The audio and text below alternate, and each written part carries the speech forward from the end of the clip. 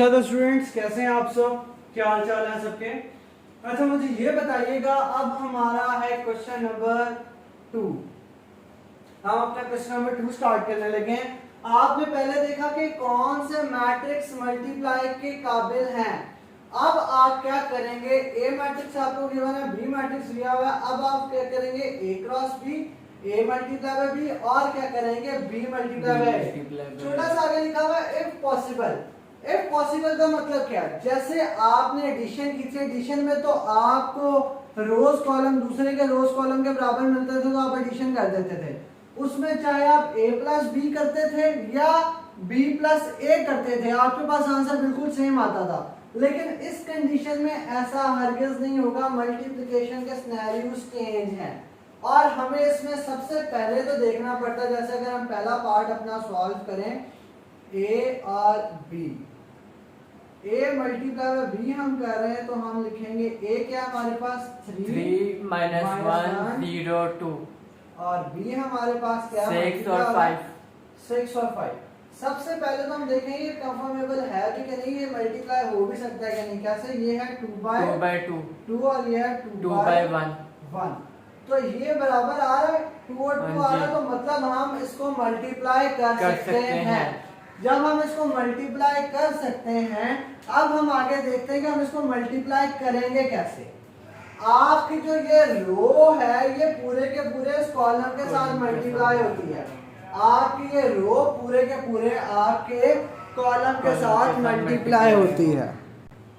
अच्छा तो ये तो अब आपको समझ आ गई होगी कि हमारा रो पूरे के पूरे कॉलम के साथ मल्टीप्लाई होता है। वो होता कैसे है मल्टीप्लाई, ऐसे मल्टीप्लाई होता है कि आपका पहला एलिमेंट रो का, ये रो है, रो का पहला एलिमेंट कॉलम के पहले एलिमेंट के साथ मल्टीप्लाई होगा। 3 मल्टीप्लाई बाय किसके साथ होगा, 6 के साथ। और दूसरा एलिमेंट दूसरे एलिमेंट के, रो का दूसरा एलिमेंट कॉलम के दूसरे एलिमेंट के साथ 0 मल्टीप्लाई होगा आपके 5 के साथ। और दरमियान में क्या साइन आएगा, दरमियान में साइन आएगा प्लस का। अच्छा आपको ये तो बता देता है कि ये मल्टीप्लाई हो सकता है। ये 2 और ये 1 ये बताता है कि मल्टीप्लाई होने के बाद आपका मैट्रिक्स क्या आएगा। मैट्रिक्स का ऑर्डर क्या होगा, जब मल्टीप्लाई होने के बाद आपके पास मैट्रिक्स का ऑर्डर बनेगा वो 2 by 1 बनेगा। मतलब 2 इसकी रोज होंगी और 1 इसका कॉलम होगा। तो इस तरह एक कॉलम तो बन गया हमारा। दूसरी रो क्या है, सेम इसी तरह अब हमारी दूसरी रो हमारे पहले कॉलम के साथ मल्टीप्लाई होगी, सेम इसी तरह। पहला एलिमेंट पहले एलिमेंट के साथ -1 मल्टीप्लाई बाय 6 प्लस दूसरा एलिमेंट दूसरे एलिमेंट के साथ 2 मल्टीप्लाई बाय 5 2 मल्टीप्लाई बाय 5 हो जाएगा। एक रो पूरे के पूरे कॉलम के साथ मल्टीप्लाई होती है। फिर रो का पहला एलिमेंट कॉलम के पहले एलिमेंट के साथ 3 मल्टीप्लाई बाय 6 प्लस रो का दूसरा एलिमेंट दूसरे एलिमेंट के साथ 0 मल्टीप्लाई बाय 5। अब दूसरी रो है अगर आपके पास तो सेम इसी तरह पूरी की पूरी रो पूरे के पूरे कॉलम के साथ 1 multiply by 6 -1 multiply by 6 plus 2 multiply by 5। समझ आ गई कैसे किया हमने मल्टीप्लाई।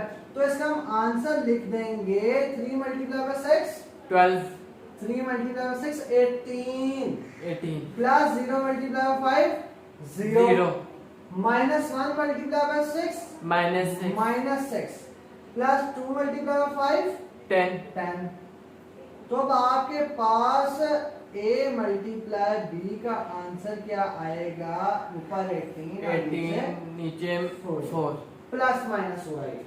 ठीक है, अब मैंने आपको क्या बताया था कि जब आपका प्रोडक्ट निकलेगा तो कितनी रोज आएंगी और कितने कॉलम आएंगे, वो किसने 2 रोज आएगी, किसने 2 रोज आएंगी और एक कॉलम आएगा। ऐसे ही इसकी 2 रोज आ गई और एक कॉलम आ गया। इसका ऑर्डर क्या बना है 2 by 1। इसका ऑर्डर क्या बना है 2 by 1।